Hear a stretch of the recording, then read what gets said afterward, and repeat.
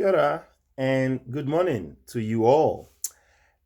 This message is a special request I'm putting out there to all Wellington businesses, small, medium, and large ones.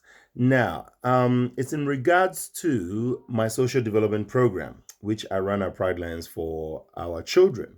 So basically, every Wednesdays and sometimes during the school holidays, I take our children at Pride Lands to all kinds of businesses to learn all kinds of interesting things. And in my opinion, the idea is to teach children on a practical level lessons beyond the classroom. And these are lessons in life that can actually help them in the future. So, going to school is great, and I recommend it on every level. Education is very essential. However, without the practical application side of things, seeing how one can take that knowledge from the classroom setting into the real world without that experience, well, let's just say many children will think, well, what's the point of going to school, really? So, I'll give you a couple of examples. I would like to take this moment to thank the following businesses, because last year the following businesses that I wrote to were lovely and kind enough to open their doors to our children. So I'd like to give a huge shout out to the following businesses. I'd like to thank Hair Chair on Cuba Street for teaching our children good grooming. That's right. They were able to teach our children how to care for their hair, how to make themselves look good and feel good, and feel great about themselves. I also like to thank Heaven's Pizza as well on Cuba Street for teaching our children how to make a proper, authentic pizza from scratch. Now, that experience was quite amazing, and we really enjoyed a lot of pizzas that day.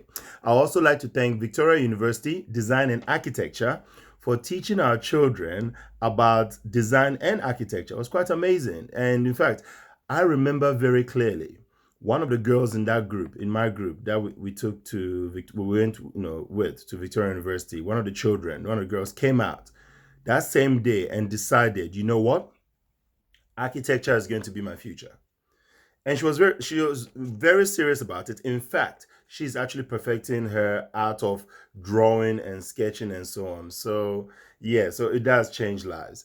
I also wish to thank House of Philosophy for teaching our children, I guess, the application of knowledge, really. I guess one would call it wisdom, how to see things, how to see life, how to approach life, and how to analyze and assess and so on. So thank you, House of Philosophy. I also would like to thank Wellington Zoo, that's right, for educating our children about animal care and welfare. I would like to thank Common Sense Organics about teaching our children about organic food, where all the food produce come from, and the meat. Yes, right. It doesn't just turn up at the supermarkets, Once upon a time, that meat was walking around. And then all of a sudden, it ended up in our supermarkets and then onto our plates. So, thanks for the education. Water Workshop, I'd like to thank you as well for teaching our children how to create fake blood and ox blood and the blood of the avatars. Can you believe that? We actually did that. It was very exciting. I would like to thank Te Papa and City and Sea Museum for teaching our children history. I would like to thank Kilbenny Pools for teaching our children swimming lessons. I would like to thank Patina Jewelry, and who actually taught us how to make jewelry. So I made a ring. Some of the children made all kinds of things. Very exciting things. So it's really cool. I would also like to thank SPCA for teaching us about animal rescue and care. I would like to thank the homeless shelter in Mount Cook for allowing us to come and understand what goes, I guess some of the difficulties in our societies, when it comes to being homeless and some of the things that could result into homelessness.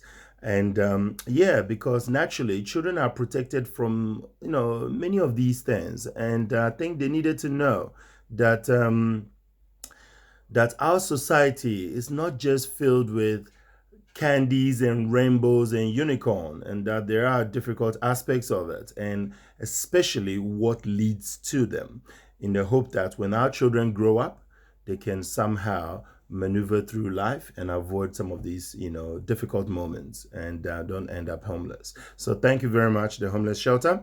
Thank you to Bike Barn for teaching our children how to fix their bikes, scooters, and I think rollerblades and skateboards and so on. So yeah, so thank you for that. Thank you to the warehouse for teaching our children about import and export of products. Oh yes, they learned a lot from that. You'd be surprised how much you can learn from from a place like the warehouse, where they have so many things and people have no clue, no idea how these things are actually acquired. So it was great to actually learn that. And I would like to thank the Newtown Library for teaching our children how to catalog books and to research and find anything they require in terms of knowledge. And thanks to the Badminton Club in Hatatai for teaching our children something new, in this case, badminton. I mean, the question is, how many of you there know how to play badminton? How many of you even know what badminton is? You'd be surprised. Some of our children had no clue what badminton was, but it was good that they learned something new. And I'd like to thank, which is the final business here, I'd like to thank Coffee Supreme on Hopper Street for teaching us the journey of coffee. Now, I left that one for last for a reason. You see, many of us drink coffee. I used to drink coffee once upon a time. I've not had coffee in about 15 years. And when you walk out there, especially in the business district, and you see so many people with their coffee mugs, coffee cups, and so on, just drinking jugs and jugs of coffee, I wonder if they know where the coffee bean comes from. I wonder if they know the process that actually goes in getting that coffee bean, the processes, the energy that is put into it before it actually becomes the coffee they're drinking. First, one of the biggest lessons I learned about at Coffee Supreme in regards to the journey of coffee was, in many of these African countries, people stand in the sun, in the scorching sun, for hours on end, every day of every week, of every month, of every year. Literally, some travel many kilometers away from their villages to come and stand all day, getting their coffee beans, sorting, sieving, washing, packing, loading, and shipping. I mean, it's huge. You'd be surprised. Is it?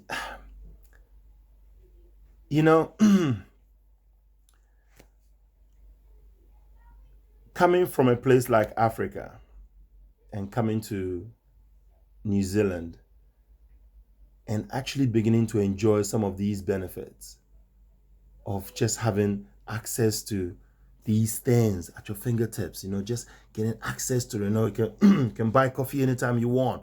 You can get it. It's easy to acquire, and not know the amount of energy and resources that is put into it just to get it to what it is.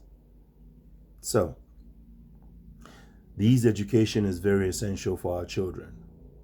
So I'm asking all businesses out there, all of you. Now, it doesn't matter what business you are. I promise you our children will learn something from it. I've learned so much as a result of this social development program. We've been running it for 5 years now. And our children, in my belief, know a lot more than many other children out there. Simply for the fact that anything we're not sure of, anything we do not know, we don't pretend as if we know it and then we share our opinions with our children. No. We simply say to them, you know what? We will find somebody out there who's an expert and they will share it with us, and then we take them. So, to all the businesses out there, please give us a chance to come into your business and learn everything about your business, because you never know. You might just change a child's life. Thank you very much and have a pleasant weekend. See ya.